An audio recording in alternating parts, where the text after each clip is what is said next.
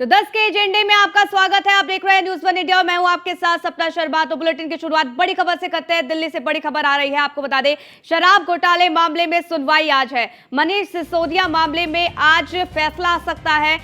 दिल्ली शराब घोटाला मामले में फैसला संभव है, ये जानकारी मिल रही है। आपको बता दें, सीबीआई केस में सिसोदिया की जमानत पर आज फैसला। आज दिल्ली कोर्ट सुना सकती है अपना फैसला, ये बड़ी जानकारी निकलकर सामने आ रही है। अब मनीष सिसोदिया की मुश्किलें कम होती है या बढ़ती हैं, ये देखना होगा। हाई कोर्ट की तरफ से क्या कुछ फैसला सुनाया जाता है, ये देखना होगा। लेकिन निचली अदालत के फैसले के खिलाफ या मनीष सिसोदिया की तरफ से हाई कोर्ट में याचिका दायर की गई थी। आपको बता दें कि इसी को लेकर आज फैसला सुनाया जाना है। शराब घोटाले का ये पूरा मामला और इस पूरे मामले पर सुनवाई, मनीष सिसोदिया मामले में आज फैसला आ सकता है। दिल्ली शराब घोटाला मामले में फैसला संभव है। सीबीआई केस में सिसोदिया की जमानत पर आज फैसला है। आपको बता दें कि इससे पहले निचली अदालत में भी मनीष सिसोदिया की तरफ से जमानत अर्जी दाखिल की गई थी, लेकिन उस समय उस अर्जी को खारिज कर दिया गया था, जिसके बाद मनीष सिसोदिया की तरफ से हाई कोर्ट में अर्जी लगाई गई। आज दिल्ली हाई कोर्ट अपना फैसला सुना सकता है। यानी मुश्किलें क्या मनीष सिसोदिया की बढ़ती हैं या कम होती है, ये देखना होगा और ये निर्भर हाई कोर्ट के फैसले पर ही करेगा। क्या कुछ फैसला आएगा उस पर लगातार नजर बनी रहेगी। लेकिन अब मनीष सिसोदिया को क्या जेल होती है या बेल मिलती है, ये देखना होगा। लेकिन आपको बता दें कि आज का दिन बेहद महत्वपूर्ण मनीष सिसोदिया के लिए भी है।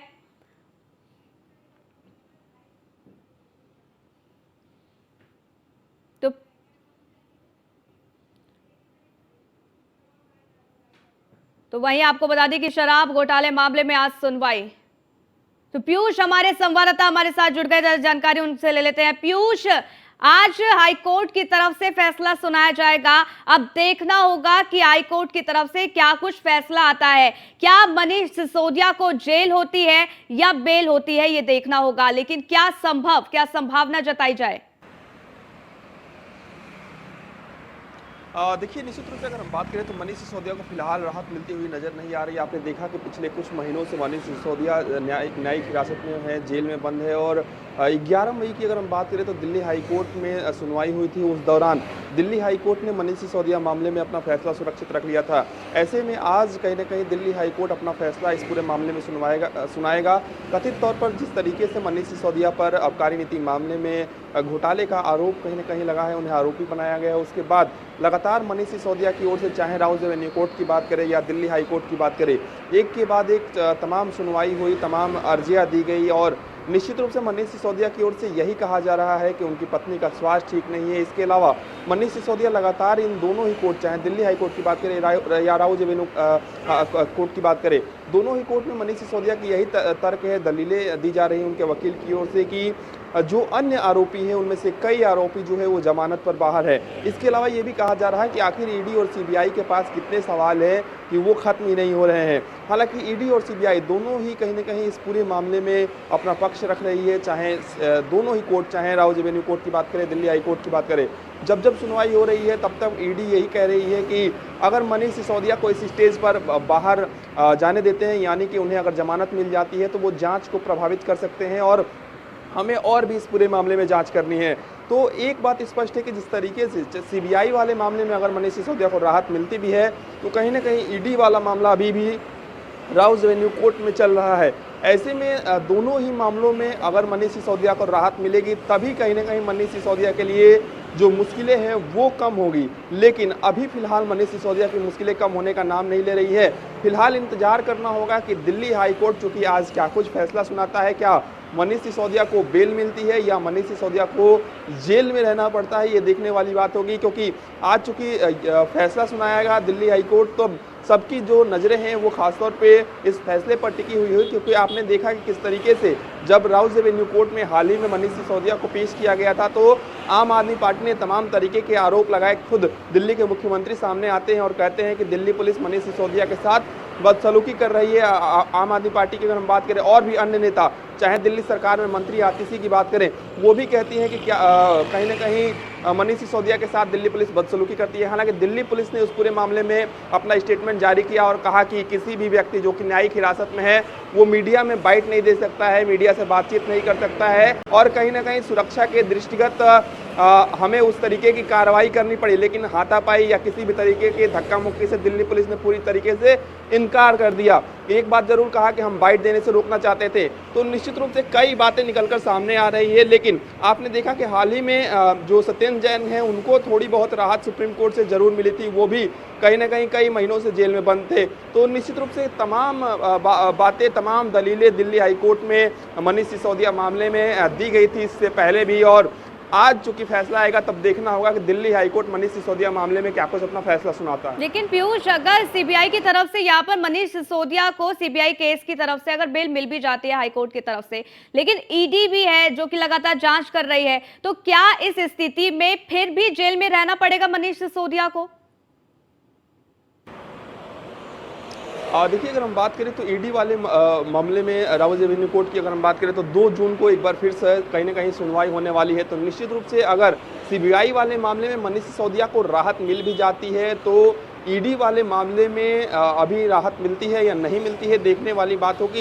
इसीलिए कहीं ना कहीं मनीष सिसोदिया जो कि दिल्ली के पूर्व डिप्टी सीएम है, उनकी मुश्किलें कम होने का नाम नहीं ले रही, क्योंकि लगातार ईडी की बात करें या सीबीआई की बात करें, दोनों के ही जो वकील हैं जो उनका पक्ष कोर्ट रूम में रख रहे हैं वो काफ़ी मजबूती से पक्ष रख रहे हैं। उनका कहना है कि ये जो घोटाला है वो कोई छोटा मोटा घोटाला नहीं है, और निश्चित रूप से और भी हमें जांच करनी है, और भी लोगों से पूछताछ करनी है, और अगर इस स्टेज पर मनीष सिसोदिया बाहर आ जाते हैं तो वो प्रभावशाली व्यक्ति हैं, बड़े नेता हैं, और कहीं ना कहीं आरोपियों से वो बातचीत कर सकते हैं या यूं कहें कि जांच को प्रभावित कर सकते हैं। ऐसे में आपने देखा कि एक के बाद एक जब भी राउज एवेन्यू कोर्ट की बात करें या दिल्ली हाई कोर्ट की बात करें, लगातार सुनवाइयां हुई और कहीं ना कहीं उस दौरान मनीष सिसोदिया को राहत मिलती हुई नजर नहीं आ रही थी। लेकिन अब देखना होगा क्या मनीष सिसोदिया को दिल्ली हाई कोर्ट की तरफ से आज क्या कुछ फैसला आता है, क्या आज ही फैसला आता है या सुरक्षित रख लिया जाता है, कोई नई तारीख निर्धारित की जाती है, ये भी देखना होगा। आप नजर बनाए रखिएगा पीयूष, जो भी अपडेट होगी हम तक पहुंचाना। फिलहाल बहुत बहुत शुक्रिया हमारे साथ जुड़ने के लिए, जानकारी हम तक साझा करने के लिए। तो आगे बढ़ते हैं और दिल्ली से बड़ी खबर आपको बताते हैं, जहां आपको बता दें कि मणिपुर दौरे पर केंद्रीय गृह मंत्री अमित शाह है। 2 दिवसीय मणिपुर दौरे पर अमित शाह है। कोऑर्डिनेशन कमेटी ऑफ मणिपुर, आपको बता दें इंटीग्रिटी के लोगों से वो मिलेंगे, मुलाकात करेंगे, और इस दौरान कई ऐसे विषय जिसको लेकर चर्चा भी की जाएगी। कई अन्य कार्यक्रम में भी अमित शाह शिरकत करने वाले हैं। तो 2 दिवसीय ये दौरा बेहद महत्वपूर्ण, गृह मंत्री अमित शाह का। आपको बता दें कि मणिपुर दौरे पर केंद्रीय गृह मंत्री अमित शाह है। 2 दिन का ये दौरा उनका है, और इसी बीच आपको बता दें कि Amit Shah coordination committee of Manipur integrity के लोगों से मिलेंगे, मुलाकात करेंगे। बातचीत इस दौरान कई विषयों को लेकर होगी। कई अन्य कार्यक्रम भी हैं जिसमें शिरकत करेंगे गृह मंत्री अमित शाह। उन कार्यक्रम को लेकर तमाम तरीके की जो तैयारियां हैं वो पूरी कर ली गई है। सुरक्षा के लिहाज से भी कड़े इंतजाम कर दिए गए हैं। तो मणिपुर का ये बेहद महत्वपूर्ण दौरा, आपको बता दें कि मणिपुर में हिंसा हुई और उसके बाद ये दौरा हो रहा है जो कि बेहद महत्वपूर्ण, बेहद खास अपने आप में। 2 दिन का ये, जिसमें कई ऐसे कार्यक्रम जिसमें सम्मिलित होंगे गृह मंत्री अमित शाह।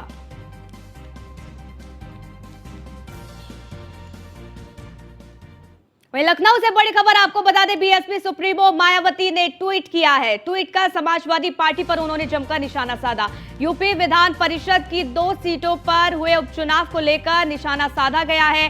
सपा की षड्यंत्रकारी नीति थोड़ी भी नहीं बदली, ये मायावती ने कहा है। सपा सरकार के दौरान घृणित राजनीति से दलितों और पिछड़े वर्गों के लोग आहत हैं। नुकसान से बचने के लिए दलितों और पिछड़ों को सावधान रहने की सख्त जरूरत है। और ये ट्वीट भी हम आपको दिखा रहे हैं। यहाँ मायावती की तरफ से ट्वीट किया गया है और सपा पर जमकर निशाना साधा गया है। और आपको बता दें कि ये ट्वीट कई तरीके के संदेश दे रहा है, क्योंकि लगातार विपक्ष एकजुट होने की कोशिश कर रहा है। और इसी बीच मायावती का ये ट्वीट आना दिखा रहा है कि किस तरीके से जो विपक्ष है वो एकजुट होने में नाकाम साबित हो रहा है।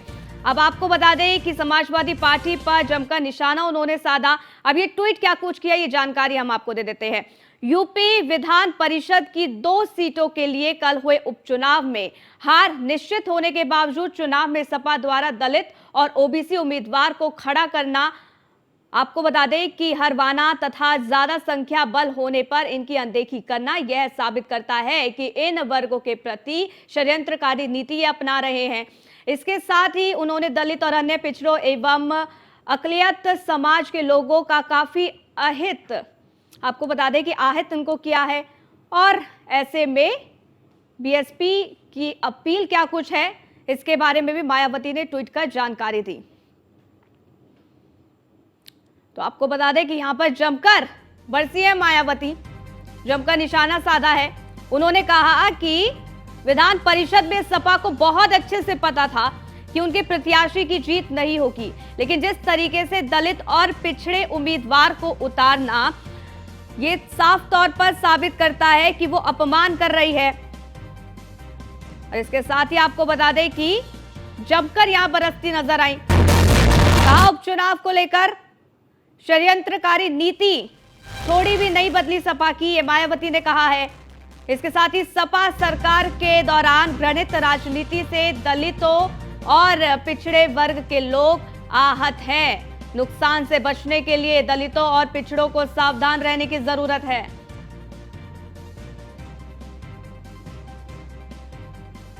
तो एसके वाजपेयी हमारे संवाददाता हमारे साथ लाइव जुड़ गए, जानकारी उनसे लेते हैं। एसके, यहां पर एक तरफ विपक्ष की तरफ से एकजुट करने की कोशिश यहां की जा रही है 2024 को लेकर, लेकिन मायावती का ये जो ट्वीट सामने आया है वो कई मायनों में अपने आप में बेहद खास इसलिए हो जाता है क्योंकि यहां पर पहली बात तो सपा पर निशाना साधा गया और ये कहा गया है कि बहुत अच्छे से जानती थी सपा कि उनकी हार होनी है विधान परिषद में। इसके बावजूद भी जानबूझकर सपा ने दलित और पिछड़े वर्ग के उम्मीदवार को खड़ा किया। बिल्कुल निश्चित तौर पर, क्योंकि अगर हम देखें तो कल यूपी विधान परिषद की 2 सीटों के लिए मतदान हुआ था। हालांकि इस दौरान समाजवादी पार्टी की तरफ से भी 2 प्रत्याशी उतारे गए थे, जिसमें एक निर्बल थे जो कि एससी वर्ग से आते हैं और एक राजभर जो कि ओबीसी वर्ग से आते हैं। हालांकि दोनों प्रत्याशियों को उतारने के पीछे समाजवादी पार्टी की कोशिश थी कि इसके जरिए विपक्ष की एकता दिखाई जाए। उत्तर प्रदेश में विपक्ष एक साथ खड़ा है, कहीं ना कहीं ये मैसेज उत्तर प्रदेश में दिया जाए। हालांकि अखिलेश यादव इस मैसेज को देने में नाकामयाब रहे, क्योंकि अगर हम उत्तर प्रदेश में इस हुए चुनाव की बात करें तो समाजवादी पार्टी और आरएलडी गठबंधन की जो सीटें थीं उनके वोट तो जरूर समाजवादी पार्टी के इन दोनों प्रत्याशियों को मिले, लेकिन ओम प्रकाश राजभर जो कि 2022 के दौरान अखिलेश यादव के साथ थे, वो भारतीय जनता पार्टी के खेमे में खड़े दिखाई दिए और वोट भी भारतीय जनता पार्टी के प्रत्याशियों को उन्होंने दिया। वहीं अगर हम कांग्रेस की बात करें, जो पूरे देश स्तर पर लगातार कोशिश कर रही है कि जो क्षेत्रीय पार्टियां हैं, जो क्षेत्रीय छत्रप हैं, उनको साथ लेकर 2024 की रणनीति बनाई जाए, उसने इस पूरे चुनाव से किनारा कर लिया था। बीएसपी सुप्रीमो मायावती के निर्देश पर भी जो बीएसपी के एक विधायक है उमाशंकर सिंह, वो भी इस चुनाव में नहीं पहुंचे। तो सीधे तौर पर हम देखें तो बीएसपी और कांग्रेस ने इस चुनाव में भाग ही नहीं लिया और समाजवादी पार्टी की एक सहयोगी रही सुहेलदेव भारतीय समाज पार्टी बीजेपी के साथ जाकर खड़ी हो गई।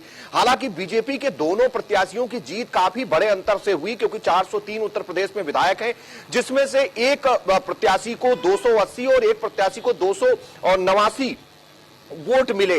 और कहीं ना कहीं समाजवादी पार्टी के हम प्रत्याशियों को बात करें तो एक को 114 और एक को 115 वोट मिले। तो सीधे तौर पर यह बात समाजवादी पार्टी को पहले से पता थी और समाजवादी पार्टी ने कोशिश की थी कि ओबीसी और एससी वर्ग के प्रत्याशी उतारकर कहीं ना कहीं एक मैसेज दिया जाए और यह दिखाया जाए कि विपक्ष पूरा एक साथ है, हम एक साथ खड़े हैं। 2024 से पहले यह चुनाव कहीं ना कहीं यह साबित कर सकता था कि विपक्ष में एका है, विपक्ष एक साथ खड़ा हो सकता है, बीजेपी के खिलाफ लामबंद हो सकता है। लेकिन यह मंशा अखिलेश यादव की कहीं न कहीं कामयाब नहीं हो सकी और भारतीय जनता पार्टी ने एक बड़े अंतर से इसको जीत लिया, जिसको लेकर बीएसपी सुप्रीमो ने आज ट्वीट के जरिए समाजवादी पार्टी अध्यक्ष पर निशाना साधा है। वजह स्पष्ट है, क्योंकि समाजवादी पार्टी जहां ओबीसी वर्ग की राजनीति करती है और कहीं न कहीं यादव मुस्लिम वोट बैंक को अपना बेस वोट बैंक मानती है, वहीं अगर हम बसपा की बात करें तो वो दलित वोटर्स को अपना बेस वोट मानती है। तो ऐसी स्थिति में जब दलित प्रत्याशी को मैदान में उतारा गया और यह पता था कि यह नहीं जीतेगा, सिर्फ अखिलेश यादव ने एक मैसेज देने की कोशिश की थी कि विपक्ष एक साथ खड़ा है। हालांकि वो ये साबित करने में जरूर कामयाब रहे कि आरएलडी के साथ उनका गठबंधन मजबूत है। निकाय चुनाव में भले ही दोनों दलों ने एक दूसरे के खिलाफ बहुत सारे बयान दिए हों, अलग अलग चुनाव लड़े हों, लेकिन अब वो एक साथ खड़े हैं। तो ये मैसेज वो दे पाए, लेकिन विपक्ष की एकता का मैसेज नहीं दे पाए, जिसके बाद बीएसपी सुप्रीमो ने इस ट्वीट के जरिए निशाना साधा और एसके कि वो एक तरीके से एक मंच पर विपक्ष को ला सके, एकता दिखा सके, लेकिन वो उसमें विफल रहे हैं। अब यहाँ पर कहीं ना कहीं बीजेपी को चुटकी लेने का मौका भी मिल गया है। बीजेपी की तरफ से क्या कुछ किया इस पूरे ट्वीट को लेकर आती है वो तो देखना होगा इसके, लेकिन आप हमारे साथ जुड़े रहिएगा क्योंकि आगे भी आपसे हम अपडेट लेते रहेंगे। और आगे बढ़ते हैं, लखनऊ से खबर आपको बताते हैं। लोकसभा चुनाव की तैयारियों में बीएसपी जुट गई है। राज्यों में संगठन को मजबूत करने में बीएसपी जुट गई है। दिल्ली, जम्मू कश्मीर, झारखंड, कर्नाटक, महाराष्ट्र, उत्तराखंड इसमें शामिल है। वहीं आपको बता दें कि युवाओं के जरिए मिशन को आगे बढ़ाएगी बीएसपी। दलित और पिछड़े वोटरों के जरिए जनाधार बढ़ाने का यहां पर बीएसपी के द्वारा प्रयास किया जाएगा। निष्क्रिय पदाधिकारियों को बाहर का रास्ता भी बीएसपी के द्वारा दिखाया जा सकता है, यानी कि ऐसे पदाधिकारी जो काम नहीं कर सके उनको बाहर का रास्ता भी बीएसपी के द्वारा दिखाया जा सकता है। लेकिन अब मिशन 2024 को लेकर जहां एक और बीजेपी की तरफ से तमाम तरीके की तैयारियां की जा रही है, तो वहीं अब बिल्कुल भी पीछे हटने के मूड में बीएसपी भी नहीं है, क्योंकि बीएसपी की तरफ से भी अब यहां पर तैयारियों का दौर शुरू हो गया है, बैठकों का दौर शुरू हो गया है, जहां कई बैठकें बीएसपी की तरफ से पहले ही की जा चुकी है, जिसमें निकाय चुनाव को लेकर मंथन भी शामिल है। इसके साथ ही आगे किस तरीके से रणनीति बनाई जाए, इसको लेकर भी यहां पर बीएसपी की तरफ से तैयारियां की जा रही है। लोकसभा चुनाव में बीएसपी ज्यादा से ज्यादा यूपी में सीट हासिल कर सके, इसको लेकर तो कवायद तेज है ही, लेकिन इसके साथ ही दिल्ली, जम्मू कश्मीर, झारखंड, कर्नाटक, महाराष्ट्र और उत्तराखंड में भी किस तरीके से अपनी जीत हासिल कर सके या फिर एक तरीके से अपने आप को किस तरीके से एक्टिव दिखा सके, इसको लेकर भी बीएसपी ने तैयारियां शुरू कर दी है। एसके लगातार हमारे साथ बने हुए हैं। एसके, यहां पर अब बीएसपी की तरफ से तैयारियां शुरू हो गई है। जहां पहले थोड़ी ठंडी नजर आ रही थी बीएसपी, लेकिन अब एक बार फिर से बीएसपी ने अपने आप को पूरी तरीके से एक्टिव मोड पर दिखाना शुरू कर दिया है। यहां तमाम ऐसे राज्य जिसका जिक्र किया गया है, वहां पर अब पूरी तरीके से अपने कोर वोटरों को मजबूत करने की यहां पर बीएसपी की तरफ से कोशिश की जाएगी। बिल्कुल निश्चित तौर पर, क्योंकि अगर हम देखें तो बहुजन समाज पार्टी लगातार कोशिश कर रही है कि जो 2024 का लोकसभा चुनाव है उसमें बेहतर परफॉर्म किया जाए। हालांकि 2019 की अगर हम बात करें तो उस दौरान बसपा ने समाजवादी पार्टी के साथ गठबंधन किया था। हालांकि इस गठबंधन में बसपा को तो फायदा हुआ क्योंकि 10 सीटें हो गई, जहां उसके पहले 2014 में बसपा 0 पर थी, लेकिन 2019 में वो 10 सीटों तक पहुंच गई और समाजवादी पार्टी 5 सीटों पर सिमट गई थी। हालांकि इस बार बसपा कोशिश कर रही है कि 2024 के लोकसभा चुनाव से पहले अपने संगठन को मजबूत किया जाए, युवाओं को पार्टी के साथ जोड़ा जाए और पूरे प्रदेश भर में, साथ ही साथ दूसरे प्रदेशों में जिसमें झारखंड, छत्तीसगढ़, उसके अलावा जम्मू कश्मीर, हरियाणा या फिर उत्तराखंड, महाराष्ट्र, कर्नाटका, ये वो प्रदेश हैं जहां पर बसपा लगातार अपने संगठन को मजबूत करने की कोशिश कर रही है। हालांकि पहले भी बीएसपी इन प्रदेशों में चुनाव लड़ती रही है, लेकिन अब एक कोशिश है कि युवाओं को पार्टी के साथ जोड़ा जाए, जिसके जरिए अपनी पार्टी को मजबूती के साथ इस इलेक्शन में खड़ा किया जाए। हालांकि इसको लेकर बीएसपी सुप्रीमो लगातार पदाधिकारियों के साथ लखनऊ से लेकर दिल्ली तक बैठकें कर रही हैं। दूसरे प्रदेशों में किस तरीके से पार्टी का जनाधार बढ़ाया जाए उसको लेकर लगातार वो कोशिश कर रही हैं। साथ ही साथ ऐसे पदाधिकारी जो काम नहीं कर पा रहे हैं या निष्क्रिय हैं, उनको पार्टी से बाहर करने का रास्ता भी बीएसपी सुप्रीमो दिखाने जा रही हैं। तो ये बहुत सारे प्रयास हैं जो बीएसपी की तरफ से लगातार किए जा रहे हैं, क्योंकि बीएसपी सुप्रीमो कोशिश कर रही हैं कि पार्टी को राष्ट्रीय पार्टी का दर्जा दिलाया जाए और लगातार उत्तर प्रदेश के बाहर भी प्रदेशों में बेहतर परफॉर्म किया जाए। हालांकि कितना फायदा बीएसपी को इसमें होगा ये तो देखने वाला होगा, लेकिन एक बात जरूर है कि अभी तक अगर हम बात करें तो लोकसभा चुनाव में बीएसपी उत्तर प्रदेश के अलावा दूसरे प्रदेशों में कुछ खास नहीं कर सकी है। लेकिन एक कोशिश जरूर बीएसपी सुप्रीमो की तरफ से की जा रही है कि जो दलित वोटर्स हैं उनको किया जाए, जरूर कहेंगे, क्योंकि विधानसभा चुनाव 2022 में हमने देखा किस तरीके से बीएसपी के द्वारा इतना ज्यादा ना तो लोकसभा की गई, ना मायावती ज्यादा एक्टिव नजर आई। लेकिन अगर लोकसभा चुनाव के लिए अभी से ही बीएसपी की तरफ से तैयारी की जा रही है, तो यानी कि मुकाबला बेहद टक्कर का रहने वाला है। जहां पहले मुकाबला सिर्फ बीजेपी और एसपी के बीच में अगर उत्तर प्रदेश की बात की जाए तो वहां रहता था, लेकिन अब शायद बीएसपी अपने आप को कहीं ना कहीं दिखाती नजर आएगी। बिल्कुल, अगर हम 2022 के विधानसभा चुनाव की बात करें तो बीएसपी सुप्रीमो ने काफी मजबूती के साथ इस चुनाव को नहीं लड़ा था और बहुत कम सीमित दायरे में उन्होंने रैलियां की थी। हालांकि उनके पूरे प्रदेश भर में सिर्फ एक ही विधायक बलिया से जीते, उमाशंकर सिंह। बाकी बीएसपी पूरे प्रदेश में कहीं न कहीं बड़े पैमाने पर नुकसान उठाई थी, क्योंकि 2000 अगर हम 12 की बात करें तो उस दौरान बीएसपी के 19 विधायक थे, लेकिन 2017 में जहां 19 थे और 2022 आते आते वो एक विधायक बचा था। तो सीधे तौर पर अगर हम लोकसभा की बात करें तो पिछले जब लोकसभा हुआ 2019 में, उस दौरान समाजवादी पार्टी के साथ गठबंधन भी था, 10 लोकसभा सांसद थे। और इस बार बीएसपी की कोशिश होगी कि अपनी सीटों को बचाया जाए और उत्तर प्रदेश में अगर कुछ खास नहीं हो पा रहा है तो दूसरे प्रदेशों में भी अपनी किस्मत आजमाई जाए। हालांकि बीएसपी सुप्रीमो इसको लेकर लगातार पार्टी पदाधिकारियों कार्यकर्ताओं के साथ बैठक कर रही है, निर्देशित कर रही है। पार्टी में नए चेहरों को जोड़ने की कवायद लगातार जारी है और एक कोशिश भी है कि इस जरिए से 2024 के इलेक्शन में बेहतर परफॉर्म किया जाए, ताकि दूसरे प्रदेशों में भी जो वहां की पार्टियां हैं उनके साथ बातचीत की जा सके, उनके साथ गठबंधन करके बेहतर ढंग से आगे बढ़ा जा सके। हालांकि क्या चीजें आगे निकल कर आएंगी, कैसे आगे बीएसपी परफॉर्म करेगी, ये तो आने वाला वक्त बताएगा। लेकिन कहीं न कहीं बीएसपी सुप्रीमो चुनाव से पहले देखा जाएगा कि अब इसके लिए बीएसपी की तरफ से क्या कुछ कार्यक्रम वो भी आयोजित किए जाएंगे और ऐसे कौन से पदाधिकारी जिनको बाहर का रास्ता भी दिखाया जाएगा। बहुत बहुत शुक्रिया एसके, हमारे साथ जुड़ने के लिए, जानकारी हम तक साझा करने के लिए। आगे बढ़ते हैं। यूपी के डिप्टी सीएम ब्रजेश पाठक का अमेठी दौरा है। आपको बता दें अमेठी में आज कई कार्यक्रम है जिसमें ब्रजेश पाठक शामिल होने वाले हैं। 11:40 पर बीजेपी जिला कार्यालय पर कार्यकर्ताओं के साथ बैठक वो करेंगे। दोपहर 1:05 पर निरीक्षण भवन पहुंचेंगे डिप्टी सीएम ब्रजेश पाठक, ये भी जानकारी मिल रही है। इसके साथ ही दोपहर 1:30 बजे निर्माणाधीन कलेक्ट्रेट भवन का निरीक्षण भी वो करने वाले हैं। दोपहर 1:45 पर कस्तूरबा गांधी विद्यालय का वो निरीक्षण करेंगे।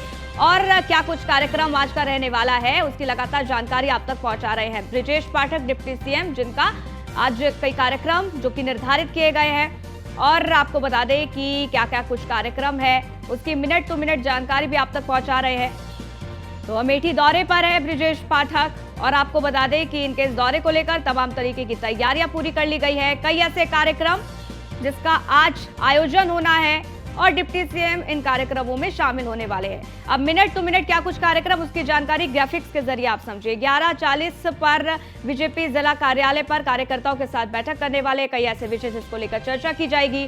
दोपहर 1:05 पर निरीक्षण भवन पहुंचेंगे डिप्टी सीएम ब्रजेश पाठक। दोपहर 1:30 बजे निर्माणाधीन कलेक्ट्रेट भवन का वो निरीक्षण करेंगे। दोपहर 1:45 पर कस्तूरबा गांधी विद्यालय का वो निरीक्षण करने वाले हैं। 2:15 पर ड्रग वेयर हाउस आपको बता दें दक्षिण गांव का वो निरीक्षण करेंगे और 2:45 पर जिला चिकित्सालय का भी वो निरीक्षण करेंगे। 3:15 पर गेहूं क्रय केंद्रीय गौरीगंज का वो निरीक्षण करने वाले हैं।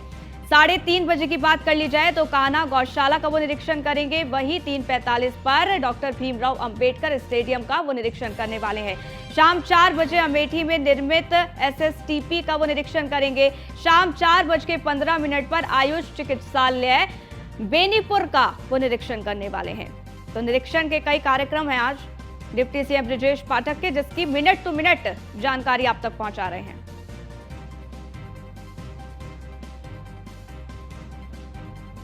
तो बड़ी जानकारी अमेठी के दौरे पर डिप्टी सीएम ब्रजेश पाठक है। इनके इन कार्यक्रमों को लेकर तमाम तरीके की तैयारियां पूरी कर ली गई हैं। लेकिन इसी बीच आपको बता दें कि कई कार्यक्रम आज निर्धारित हैं, जिसके मिनट टू मिनट कार्यक्रम की जानकारी हम आप तक पहुंचा रहे हैं ग्राफिक्स के जरिए।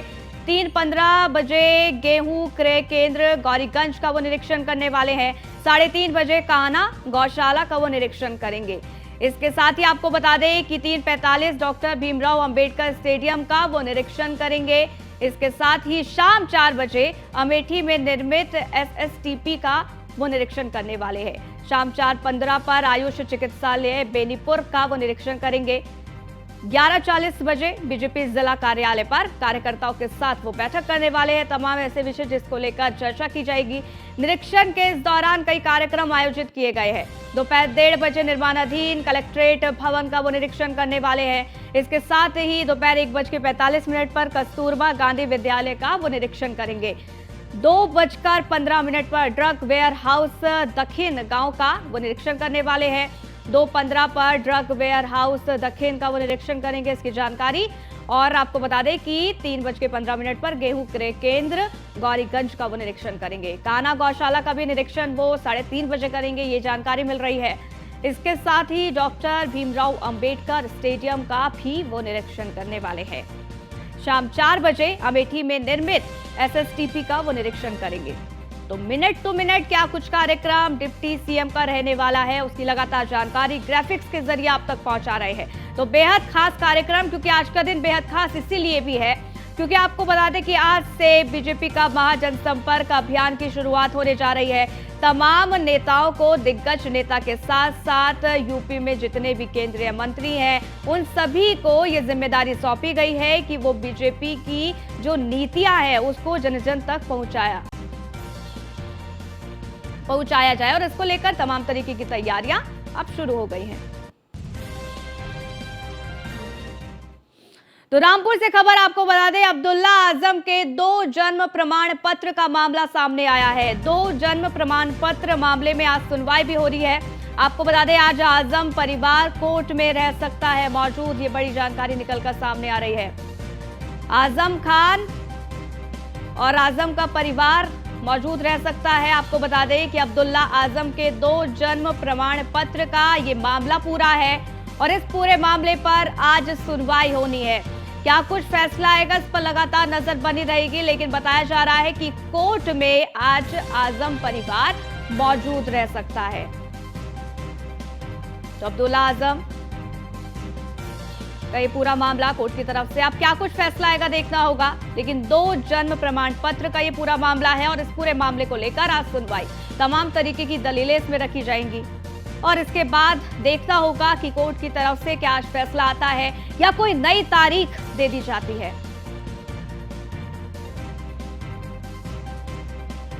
तो बता दें आज आजम परिवार कोर्ट में भी मौजूद रह सकता है, ये भी बड़ी जानकारी निकलकर सामने आ रही है।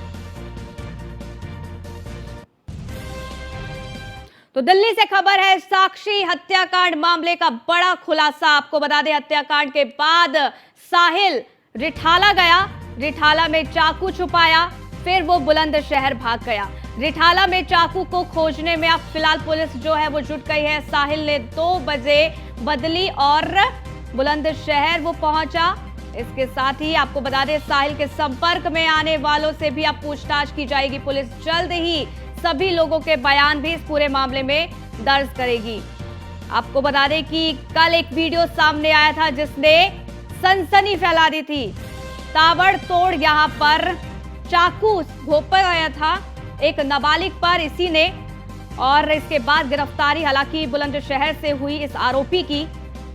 लेकिन ऐसे में अब बड़ी जानकारी निकलकर सामने ये आ रही है कि जिस चाकू से हमला किया गया 20 से ज्यादा बार उसको रिठाला में छुपाया गया था, जिसके बाद पुलिस रिठाला पहुंची हुई है और अब चाकू की तलाश में पुलिस लग गई है।